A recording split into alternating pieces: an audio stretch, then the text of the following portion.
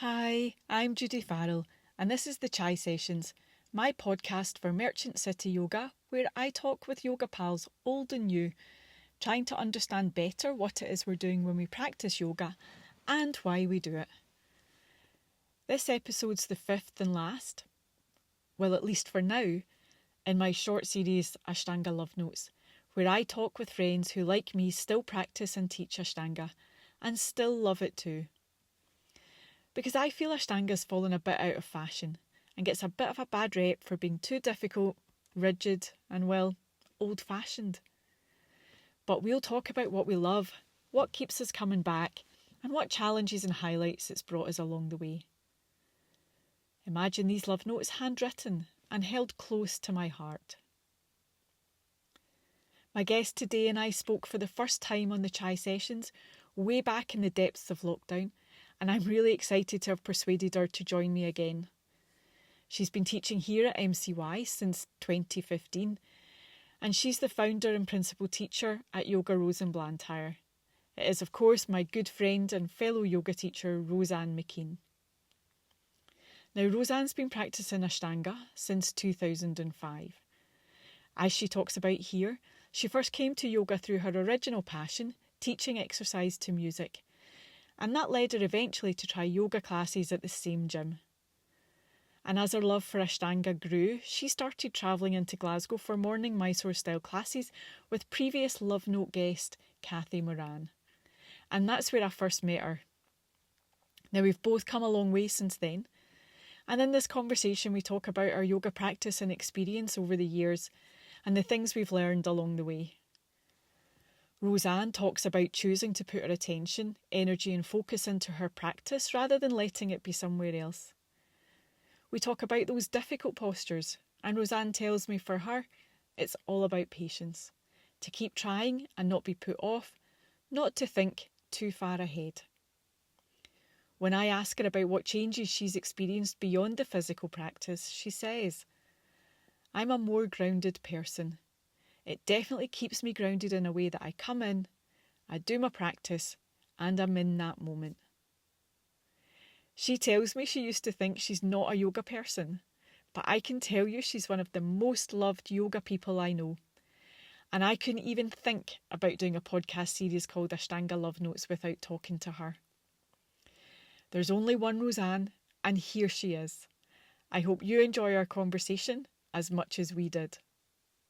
So I'm really delighted today to be joined by someone who I don't think needs any introduction.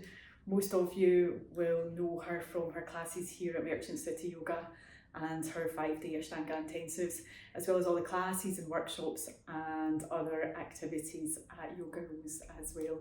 So Rose Ann, welcome back. Well, thank you for inviting me back to the Chai Sessions.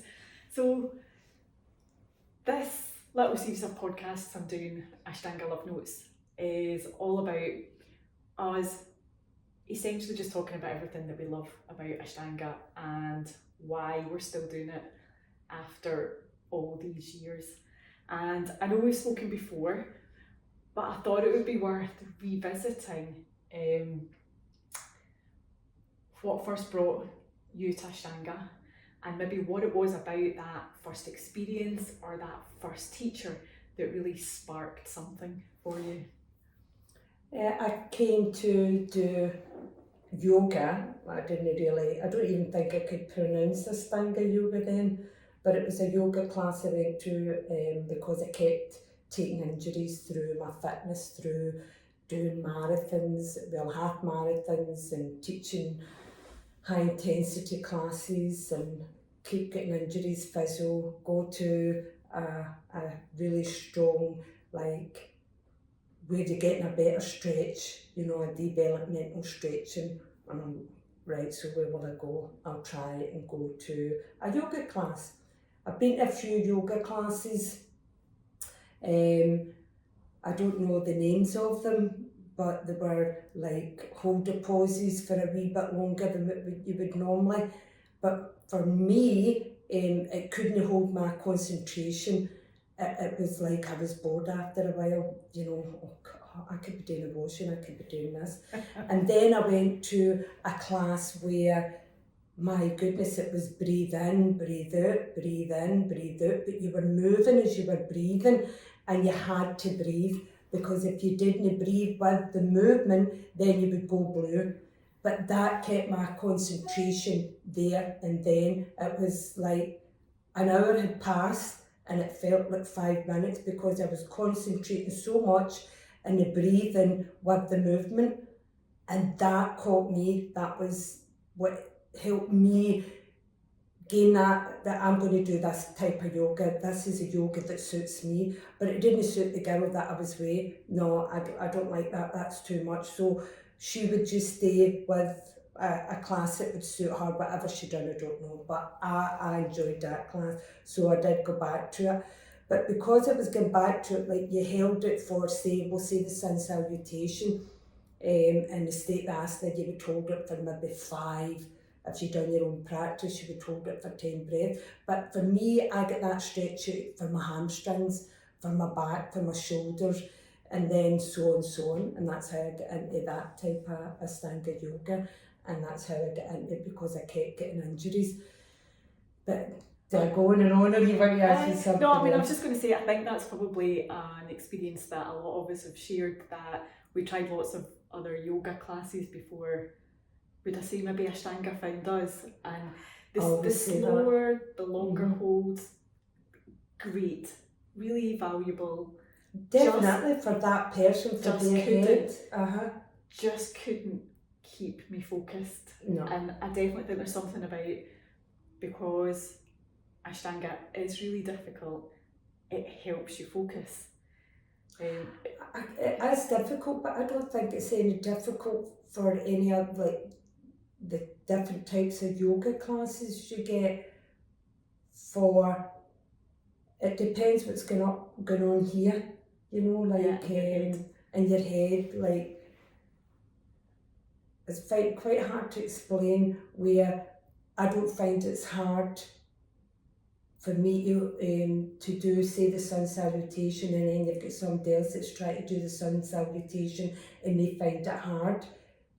Then go at your own pace, you know, go at your own level. Don't try and keep up with the person next to you.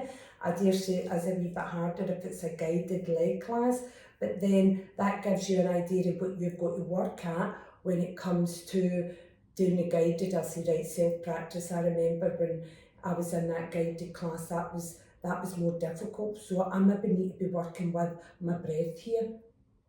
So I don't know. So, you know, Ashtanga is known as a really physically demanding style of yoga, and I wonder if there's anything that it's brought you beyond the physicality, beyond the postures, the athleticism, you know, the kind of the visual and performance elements of it, if there's anything that the practice of Ashtanga has brought you beyond that. I'm not sure what you mean. What benefits beyond the physical side of it? Do you think that Ashtanga brings you? Well, I don't think I'm grounded. I am a more grounded person, because if you'd have known me in the days gone by when I done, well, you did, you know, that side, I mean, I was up here. I mean, the more you do body attack, the more you do running, the more you do gym, it's like you're going all the time. But now, the only thing I really do now is Ashtanga yoga, but it definitely keeps me grounded in a way that I come in and I do my practice and I'm in that moment. And because I think like Pilates is another one that it kind of grounded me as well, because you're just thinking there in that moment. So everything that's going on round about you, it's not there. You're just in there doing so the answer to the question is it definitely makes me more grounded as a person, and mentally, your nerves, everything's just settled. I don't know if I'm explaining that right. Yeah. Whereas we'll go back to the type of yoga, it's for that person. Like, I think I'm kind of wired that way, whereas because I'm so focused on what I'm doing in Ashtanga yoga, it just brings me right down. It just grounds me. Mm-hmm. I don't know if that makes sense. No, you know. I think so. I know me as a person, I'm dead, can't keep my mouth closed for too long, and I speak without thinking, whereas with this type of yoga, it kind of makes me think about things a wee bit better. Don't know if that makes sense, but No, it really does, and I think that's maybe part of what I was talking to when I was saying, because it's physically challenging, it helps me focus and concentrate. Yeah, it kind of brings your attention, it holds your attention, doesn't it? it kind of, so that energy and everything that it makes me talk a lot and move about a lot, I put it into my yoga. That is it to a T. So doing like this, and then when I'm going to do my practice, all that buzzing about in my head and all that jumping about, doing half marathons and doing all my energy, my focus and my intention, everything just goes into my yoga. Yeah. And I think because I put that much attention, energy and focus into it, I don't really find it, it's intense, but I would rather put it into that than beat my body up going down half marathons and gym, do you know what I mean? Because I know that then what I'm getting out of my yoga is I'm going to feel better at the end of it. Yeah, you feel better at doing the gym and running and things like that, but it does take an impact on your body. Yeah, like when you're saying that, like some of the yoga philosophy thinking about harnessing ourselves comes to mind. So you're kind of talking about harnessing your energy, harnessing your focus, and directing that to where you want it to be, rather than letting it just run wild. I'm wondering, again, because Ashtanga can be seen as quite difficult from the outside. I completely appreciate what you're saying there, is because you're harnessing all of your energy and focus. It's not easy, but it's not difficult in a certain way. It's challenging and intense, but not difficult in an off-putting way. I'm wondering what your thoughts are about difficult and what happens when you meet something. So now I'm thinking about the physical practice, those postures that you meet and you're like, that is never going to be possible. Like, never. Like, what's your experience with difficulty when confronted with those postures, and I guess what have you learned about practicing those yourself? Postures, well, I know what the postures are. Patience. I think you can't think that posture I'm going to do within a week or so, a month, a year. It could be, you have to be patient and say, no, this might take me 2 years. You've just got to, again, it's about the energy, the focus and intentions of saying, I'm going to try this posture, rather, my intentions is to do this posture. So you go in that wee zone of your own, you're right, how do I work this out, what do I do? You might get it, and you might not get it, but the intentions and the patience is to say, I'm going to try and do this. Yeah. But you've got to be prepared to say it might not happen. But not to let that put you off. Not to let it put you off. I mean, there's still postures that, I've got it, I get that posture, and like there's a few postures that I've got, no problem, but now I find them hard to do. So I've got to be patient and try and work it out how I can get back to doing that posture. And how has your practice changed over the years? Because we've both been practicing a really, really long time, and one of the really obvious things that springs to my mind, having seen your body in practice over such a long time, is your back bends. I mean, I remember, Rose Ann, Oh, like when we both started. Like, judo. aye. Judo. I mean, Oh my God. That's just shows you that I couldn't touch my toes, never mind going to back bends. My back bends, like my friend that I used to do the practice way, would go up to a gym and start trying to do some of these back bends, and then eventually you get the help, would help one another into back bends, but her back bends were brilliant. Yeah. But this is where we talk about the putting your energy, your focus and your attention into doing it. You've got to be in there. You can't be somewhere else. You've got to be there. And I was there. So I wasn't thinking about any fear factor. I was just working it out, the breath, what movement, how to do it. Whereas my friend could do that figure, that posture, that shape, but she wasn't there. Yeah. The fear. Yeah. The fear. But yeah, I worked hard at doing the back bends, like trying not to avoid them. That's, right, that's me. I've been here for 2 hours.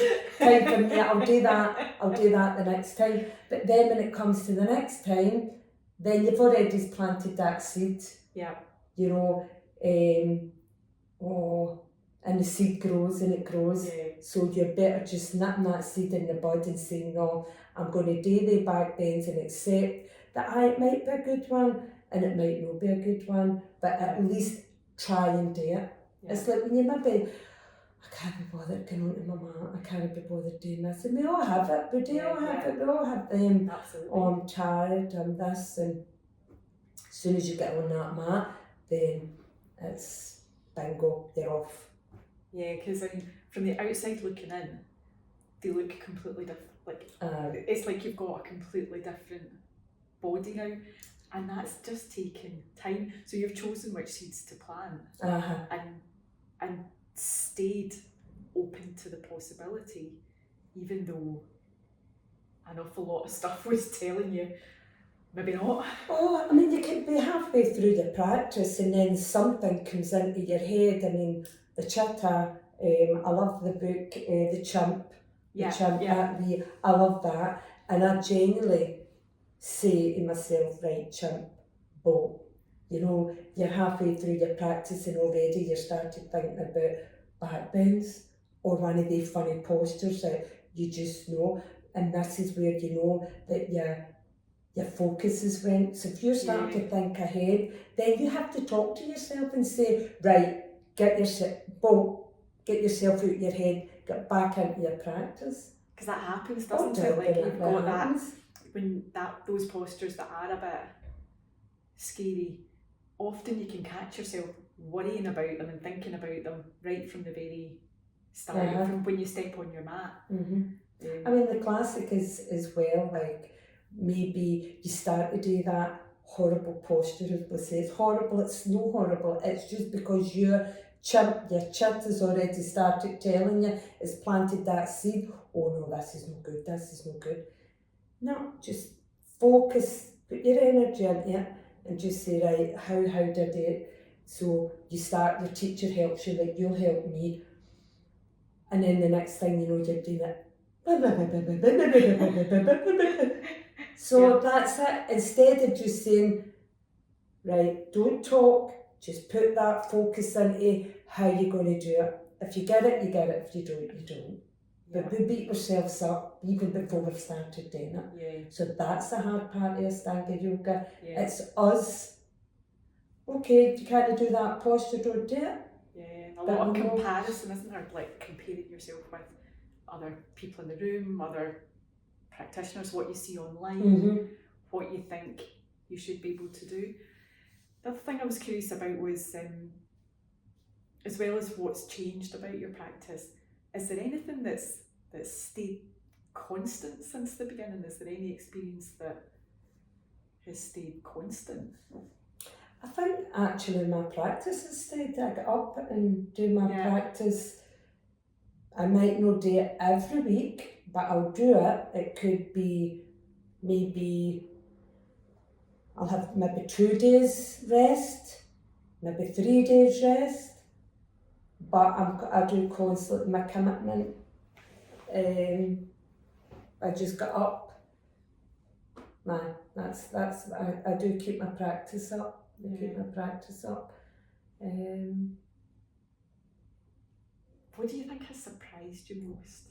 What surprised me most? Over the years, like probably doing the yoga, because I never thought I was a yoga person. I never thought, as we spoke at the beginning, yoga came looking for me, but how I'll go back to the grounded, and I think when I first started doing Ashtanga yoga, I used to be one of the people that would go, you had to buy things, like I need to get this new dress, I need to get this, and I need to make sure my hair's done, I need to make sure my makeup's done.